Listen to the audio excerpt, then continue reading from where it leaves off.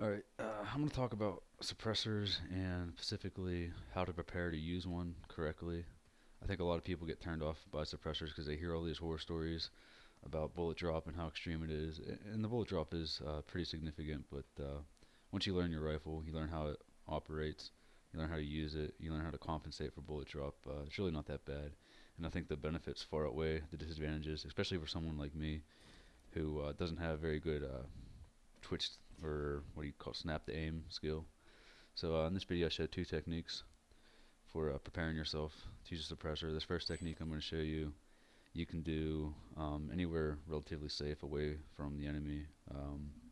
For example, right now I'm using the northwest of Indore, and all I did was I set up a waypoint on a building, and I'm driving out, I think start out like 100 meters away from the building, and all I'm going to do is I'm going to shoot a point on that building, like a light or something, to gauge where the round hits. Now, when I do this, I don't go by, say, 100 meters, 200 meters, 300 meters, etc.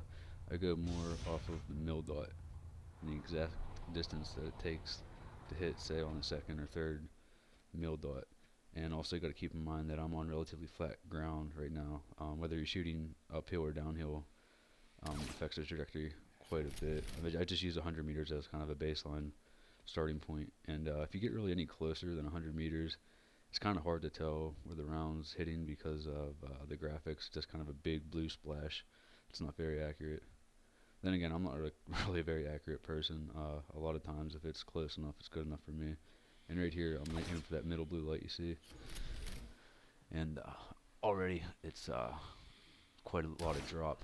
And I'm running through the mill dots right now. I've already actually backed up a little further than I needed to. Alright, I skipped ahead here a little bit, and I started moving back in increments of 25 meters just to make it a little more accurate. Now, while I'm doing this, I'm actually writing down these distances and their correlation with the mill dot on a piece of paper so that I have this information later when I actually go into a combat area.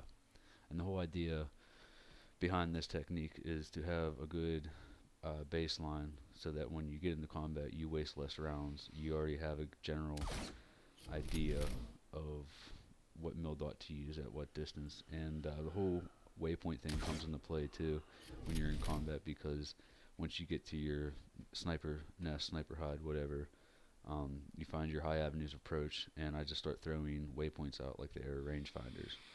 And then I know if I see an enemy at a certain point, I know, well, hey, that's about 150 meters. I know what mil dot to use. Alright, now my second technique is very similar to the first, except that it's done in combat, on the fly, with the whole idea that you spend no more than 2 rounds to find out what mil dot to use.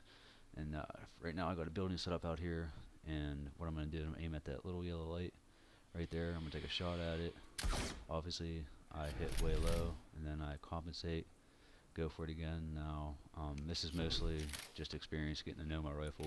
I'm able to get it second shot. Don't be surprised if it takes you 3 shots when you first start doing this. Yeah, the third mil dot down and it hits home. So now I know anybody in or around that building, I put it on the third mil dot and they're going down. Now this second technique is quite an advantage, is even the non-suppressed version has some bullet drop, especially at longer distances. The difference being that using a suppressor, you don't give away your position, gauging where your rounds are going to hit. It's important to note that when shooting uphill, you have to compensate more because your bullet's going against gravity, and when shooting downhill, you don't have to compensate as much because you're going along with gravity. I also want to mention that shooting with a suppressor isn't for everyone. It works for me because when I find a good spot, I like to keep it, and having a suppressor allows me to do that. Also, as icing on the cake, getting a long-range kill with a suppressor is a much bigger challenge and therefore much more rewarding for me personally. And here's a perfect example. This is at a bridge to the west of the Crown.